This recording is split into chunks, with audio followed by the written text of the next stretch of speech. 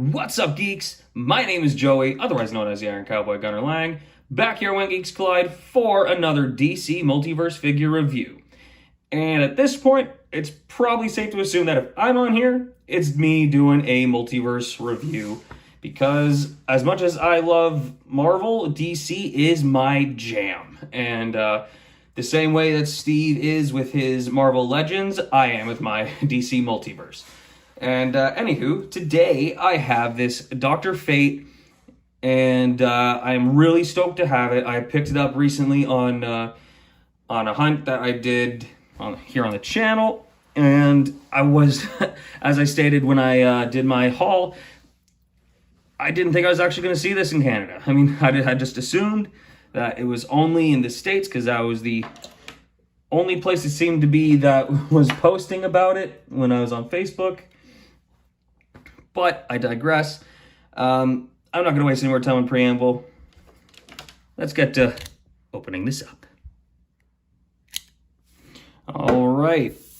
Let's, of course, start with the card, as is customary with McFarlane's figures, as it pertains to DC, and the stand. So, of course, Dr. Fate flies more than he stands, so the stand in which they provide has one of these arms with the claw that holds him up to pose him, just like this. On my last review, I was a little more careful with how I open the packaging, as I didn't want to damage the background, but this is just a run-of-the-mill background. Don't get me wrong, it's a cool background. I like all the retro comics in the background, but I don't care as much about this background as I did for that galactic diorama looking thing for my Green Lantern review. So I'm gonna go ahead and get that right off there. And the coolest thing I find with these stands, you know, not only that McFarlane's figures actually supply the stands, but that with these ones that have like a levitating or flying effect, it also has one of those pegs to stand, so you can have more options as to how you want to display it, or actually, if you even want to put like some kind of scene and you have like one character floating, one standing, you know, just like that. Gives you options, real convenient. And here's his card. I'm starting to get the feeling that McFarlane is starting to lean more toward a consistent use of figure photography for their cards. I don't have to say it again, that it's not my favorite thing. I don't mind it, but I just really like seeing their comics origin art. However, this Dr. Fate is from the Injustice 2 game, so find source material on that if you can, but I figure for them it's probably easier to do this. And this is another one where it doesn't have much for the bio, height, weight, that kind of thing. But it does say, Dr. Fate from Injustice 2, real name Kent Nelson. Now let's read this for you. Powerful sorcerer Kent Nelson wears the helm of fate and sees the fate of all mankind, for better or worse. He knows the world will end, either by Brainiac's hand or in a war between Batman and Superman. Though the helm compels Kent to preserve this grim fate for the sake of order, Kent's humanity compels him to intervene on behalf of his heroic friends and risk the unforeseeable consequences. So yes, this is from the Injustice continuity. As you know, is like a Elseworlds type of thing. It's not a main canon continuity story for DC. It's a bit of an unpopular opinion for me, but I am not a huge fan of Injustice. But I can appreciate it for what it is, being interesting what if kind of take on if Superman went too far. And the games are so cool. But if I am to nitpick anything, as I tend to do, then it's that, forgive me, but that the characters' suits are a little bit too detailed. That's just me nitpicking. Not a huge complaint for me. I just like some simplicity in my characters, but that's okay. I'm just so happy to have a Dr. Fate figure now. This is so cool. Okay, so let's get right into looking at this guy. All that detail on the armor, Injustice 2 style, of course. The helm, very cool. Gotta stop saying that.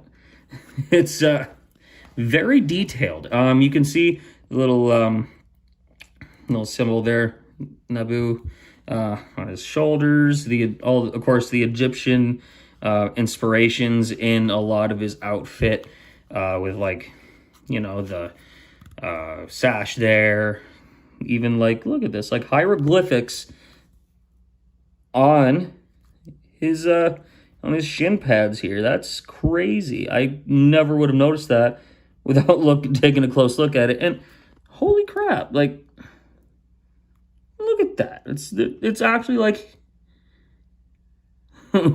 how it would be in ancient Egyptian hieroglyphics, with the designs and the displays, pictures, paintings, carvings, what have you. Look at that. The eye on both of his little hand plates there. Let's get this guy standing, shall we? Or flying, per se. That is really cool. Great. It is really great. I gotta stop saying cool so much. It really defeats the value of the word. That is awesome. See, there's another one. And what I really like about the way that this stand interacts with the figure is that, look at the cape. It kind of holds it aside as if he actually is floating. I know it's just kind of a circumstantial thing, like a happy coincidence, because any figure from McFarlane has this kind of stand supplied with it, has that shape. But I think it's just a happy coincidence that it happens to look like that. Well, let's give this guy a little 360 treatment, shall we? And there he is on my 360 display, or as Steve sometimes calls it, the 365 treatment. I know he doesn't do that on purpose, but I like it anyway. So here he is on my 365 display. So glad I got this this thing. Not just the figure, the display too. So we get right into rating this figure. I honestly don't know too much about repaints and reusing of parts for other figures, but from what I can tell, from what I would imagine, I don't imagine there's much repaint or reuse on here at all. Especially when you look at the details, like the hieroglyphics on the boots, and of course the helmet, the armor, the Egyptian aesthetics to the rest of the outfit, like the cloth portion, the rubberized cloth portions. And definitely not the helmet, unless of course they reused from when they released that Wonder Woman figure that had Dr. Fate's helmet. I believe that was from the Last Night on Earth storyline. Not gonna lie, didn't pay attention to that story. I wasn't too excited for it. But that said, I'm gonna go ahead and give this guy an 8.5 out of 10. Not perfect, of course. It's not my number one favorite. I am a big Dr. Fate fan, don't get me wrong. You're gonna hate me, but I think I would probably rate it even a little higher if it was just a little bit more comic book accurate, from say the Justice League Dark comics. And again, absolutely nothing wrong with this figure. It's a gorgeous figure. The detail is immaculate, just incredible.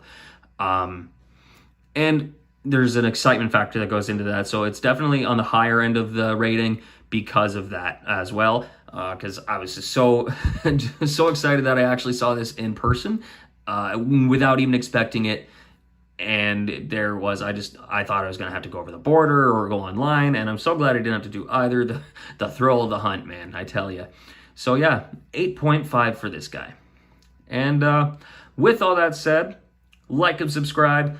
Dislike if you want. That's okay. It helps with the algorithm. And we really appreciate your feedback anyway. Leave a comment.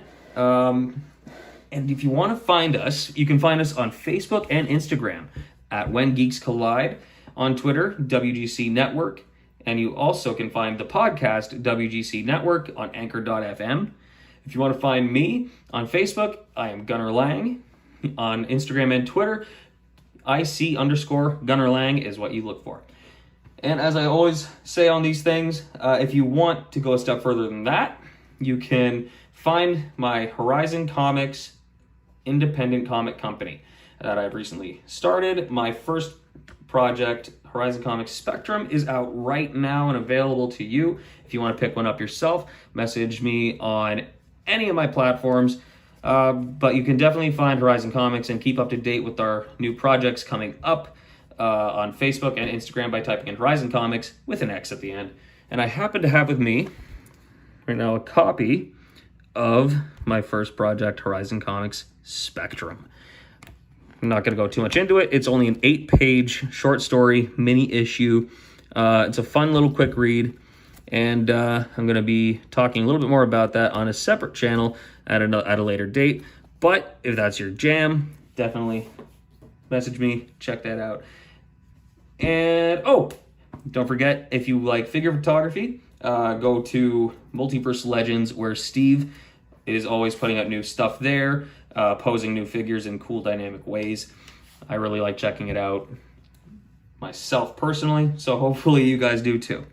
With all that said, I'm pretty sure that's it. And assuming that I haven't forgotten anything, like we always say, geeks out.